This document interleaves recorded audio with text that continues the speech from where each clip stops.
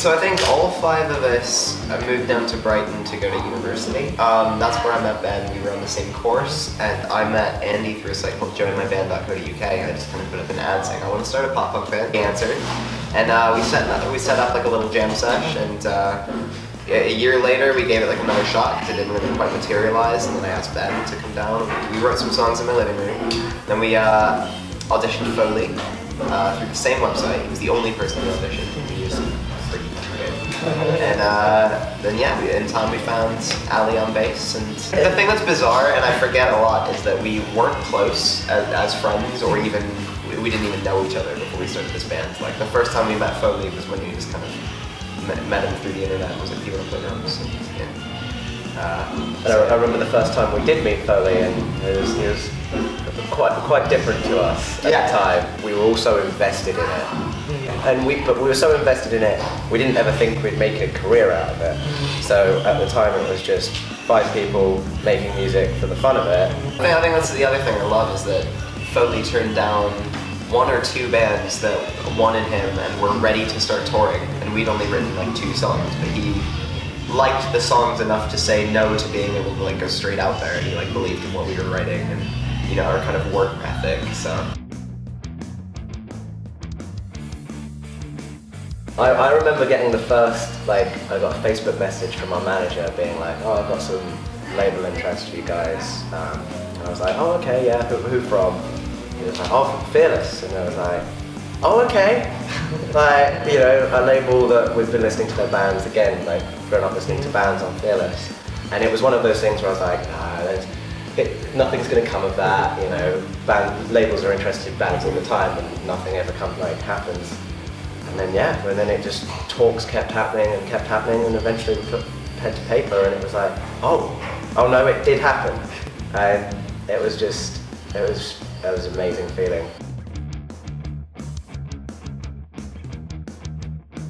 I always say that I'd love to, I mean, like, we're on Silverstein's 10th anniversary tour for the album, and to see the reaction that kids still give 10 years on, I would love to write an album that 10 years on people still care about in the same way. the worst part is just when you're on tour so much, you miss your family and your girlfriends. Because the distance is really hard. I mean, technology these days makes it so much easier to stay in touch with them, but you know, we've been gone solidly for 2 months now, so it's starting to get kind of, you know, there aren't many drawbacks to being in a touring band. So, I mean, you really have to be an asshole to complain about it. To be fair, like, we're having a great time. You know, I slept on a wooden floor last night, but I wouldn't change a single thing. Like. Okay. Before, you know, when we turn up to a venue, we find out what the Wi-Fi password is. Okay. At this specific venue, there's been a few loads of laundry because this is the first venue with a laundry machine and dryer. Showers every once in a while. Boys are watching football upstairs. They're Chelsea. Okay. No, we're not a massive like sex, drugs, and rock and roll band. So.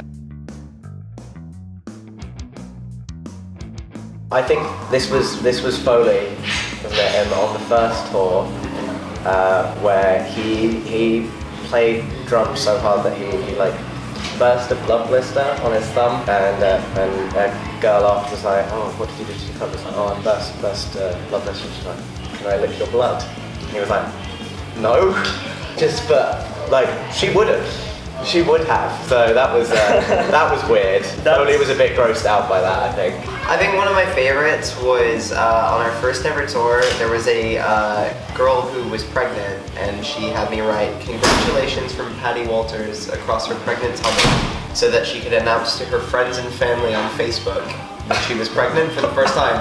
So it was kind of like, I found out first, and it was through my like name that she wanted to like put it out. I just kind of go with the flow a lot of the time. It's like, this is what you want to do? Okay. Fine, that's fine with me. Because yeah, that was something I'd never done. That was a first, but that's cool. That's cool.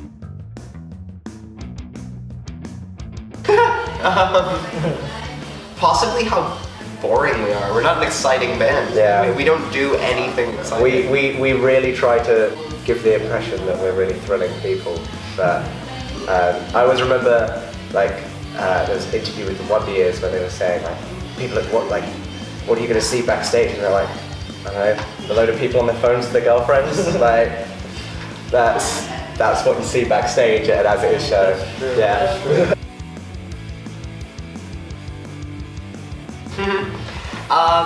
Collectively, we all love country music.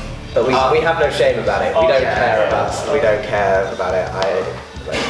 We publicly say that we love country music. I think, quite honestly, the guiltiest pleasure I have is just occasionally listening to us on my iPod. Because, like, I'm always really, like, embarrassed about, like, listening to yourself on your iPod, but, like, since, like, I still love the new album, like, it hasn't even come out yet, so it's just kind of, like, we got it, like, physical copies, and, like, we're just kind of stoked on it right now, so yeah. I was listening to us in the band the other day, and, you know, I wouldn't let anybody know that. Because, I don't do it a lot, but every once in a while, I don't let anyone know.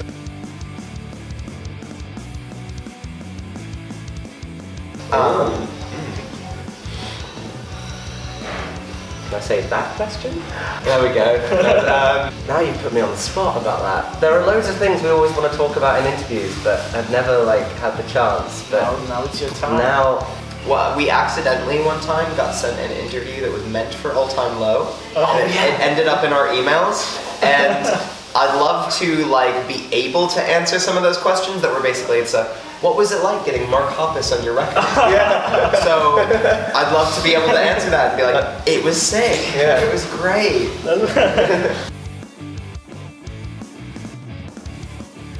I think the message I'd like to send, because I used to watch bands at our level, above our level when I was growing up, and it was just kind of, you feel like when you're watching any band that they're, like, so composed and so confident and they know what they're doing, when now being on the other side of that, you're just some dudes, you don't know what the fuck you're doing half the time.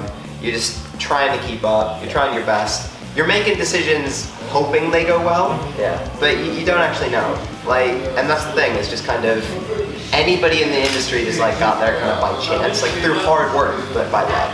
And just do what you love, and don't second guess yourself too much, because nobody knows better than you. Yeah, you know, when you have, like, these kids that look up to you or whatever, it's like, I don't really have anything more figured out than anyone else out there. So, you know, just bands are just normal people too.